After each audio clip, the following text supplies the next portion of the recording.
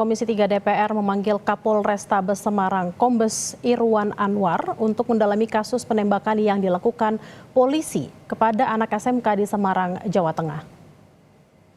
Pendalaman dilakukan dalam rapat dengar pendapat bersama Komisi 3 DPR di Gedung DPR RI Senayan, Jakarta. Di kasus ini, DPR juga akan mendalami soal penggunaan senjata api oleh anggota Polri di Jawa Tengah.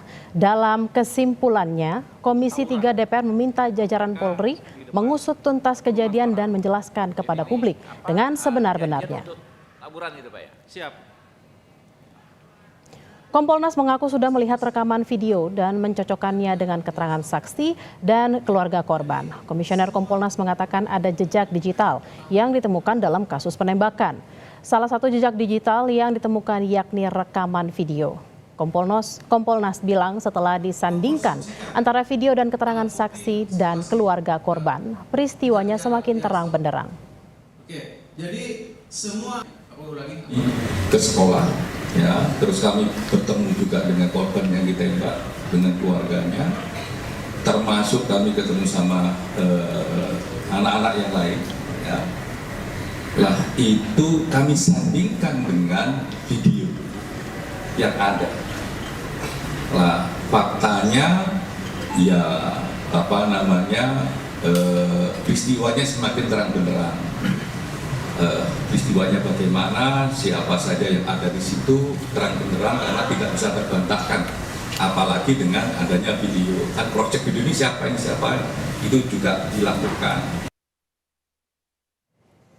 Komisi 3 DPR RI hari ini menggelar rapat dengar pendapat dengan Kapolrestabes Semarang dan keluarga siswa SMK yang menjadi korban penembakan polisi. Informasi terkininya akan disampaikan jurnalis Kompas TV Tifal Solesa.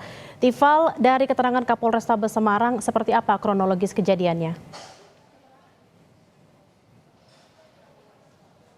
Intinya yang disampaikan oleh Kapolrestabes Semarang, Kombes Irwan menyampaikan kepada anggota Komisi 3 DPR RI bahwa kondisi dari anggota Aibda R ini saat peristiwa penembakan terhadap korban berinisial G, pelajar SMK Negeri 4 Semarang, Jawa Tengah ini bukan untuk berupaya membubarkan kegiatan tawuran, namun karena kebetulan berpapasan dengan 3 kendaraan yang terindikasi melakukan aksi tawuran.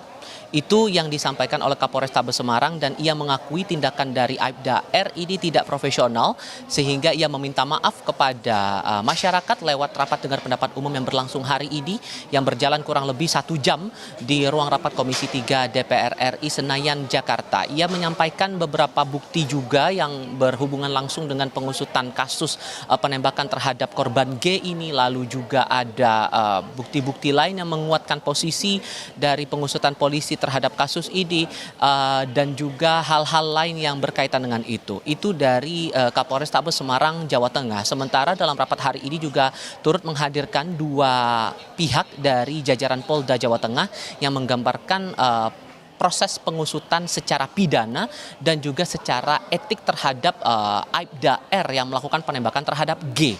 Nah, dalam penjelasan tadi disampaikan oleh AKBP Helmi Tamaela selaku Kasubdit Jatanras Ditreskrimum Polda Jawa Tengah bahwa kasus masih tetap diusut untuk saat ini.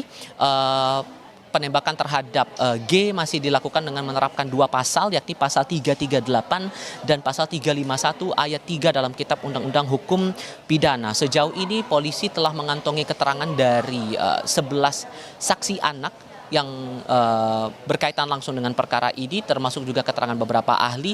Ini juga masih akan tetap didalami sebelum akhirnya polisi akan menetapkan tersangka. Sementara untuk aspek etiknya ini masih tetap dijalankan oleh Bidang Propam Polda Jawa Tengah. Tadi juga dijelaskan oleh Kombes Aris Supriyono selaku Kabid Propam Polda Jawa Tengah. Ia menyebut bahwa sejauh ini Aibda R telah menjalani penempatan khusus di Propam Polda Jawa Tengah dan pengusutan masih tetap berjalan. Statusnya disebutkan ini masih terduga pelanggar. Jadi masih berkembang pengusutan kasus ini di tingkat Polda Jawa Tengah. Merespon hal ini, kemudian juga tadi dalam beberapa keterangan juga disampaikan oleh polisi berkaitan dengan insiden polisi tembak pelajar ini, baik itu dari Ketua Komisi 3 DPR RI dari fraksi Partai Gerindra Habibur Rahman maupun juga beberapa anggota Komisi 3 ini meminta kepada polisi untuk melakukan tindakan-tindakan selama menjalankan tugas secara profesional. Terlebih ada beberapa anggota yang mempertanyakan bagaimana profesionalitas polisi dalam menggunakan senjata yang dia pegang selama dia bertugas atau berstatus sebagai anggota Polri aktif. Tadi dalam selepas proses rapat dengar pendapat umum ini, Habibur Rahman menyampaikan kepada wartawan bahwa ini akan dikaji lagi menyoal aspek teknis atau aturan khusus apakah tetap diperlukan untuk penggunaan senjata api bagi anggota Polri, apakah akan perlu ada aturan khusus atau tidak. Ia menyebut bahwa akan ada rapat lanjutan di masa sidang berikutnya kepada jajaran pimpinan utama Mabes Polri untuk bisa mengkaji lagi soal ini. Berkaitan spesifik lagi kalau kita kembali pada kasus polisi tembak pelajar di Semarang, Jawa Tengah, apakah akan ada rencana untuk bertemu dengan pihak keluarga korban? Karena sejauh ini seharusnya hari ini tidak hanya menjadwalkan rapat dengar pendapat dengan polisi tapi juga terhadap keluarga almarhum G. Namun tadi dari pihak Komisi 3 DPR RI menyebut bahwa kondisi dari keluarga almarhum G masih dalam kedukaan sehingga tidak memungkinkan untuk datang ke sini. Saat saya tanyakan hal itu kepada Habibur Rahman apakah akan ada rencana untuk melakukan kunjungan kepada keluarga G di Semarang, Jawa Tengah atau di Jawa Tengah, belum ada jawaban lagi soal itu. Ini juga menarik untuk dicermati sejauh mana aturan khusus untuk penggunaan senjata api bagi anggota Polri ini akan diterapkan. Apakah akan mengubah aturan yang sudah ada atau undang-undang yang sudah ada atau perlu diterapkannya aturan baru di lingkungan Kepolisian Republik Indonesia. Bella. Pak, kesimpulan dari rapat dengar pendapat antara Komisi 3 dengan Kapolrestabes Semarang siang ini?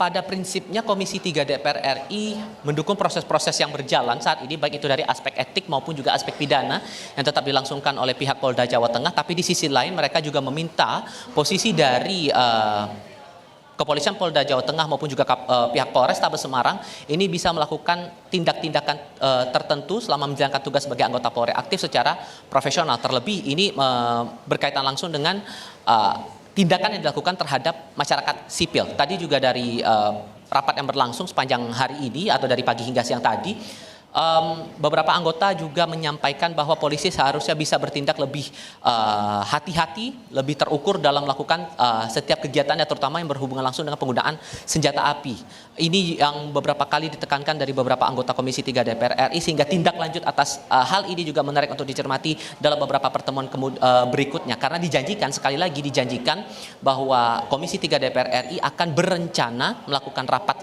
kepada jajaran pimpinan utama Mabes Polri untuk mengevaluasi hal-hal semacam ini. Karena kita belajar tidak hanya dari kasus polisi tembak pelajar di Semarang, tapi juga ada insiden polisi tembak polisi di Solok Selatan, Sumatera Barat yang tentu masih tetap kita kawal lebih lanjut proses ini, terutama dari aspek legislatif ataupun juga pengawasannya di Komisi 3 DPR RI. Bella. Kita akan tunggu realisasi janji dari anggota Komisi 3 DPR RI terkait dengan penanganan kasus-kasus yang berkaitan dengan sipil. Terima kasih jurnalis Kompas TV Tifal Solesa langsung dari DPR RI. Selamat bertugas kembali.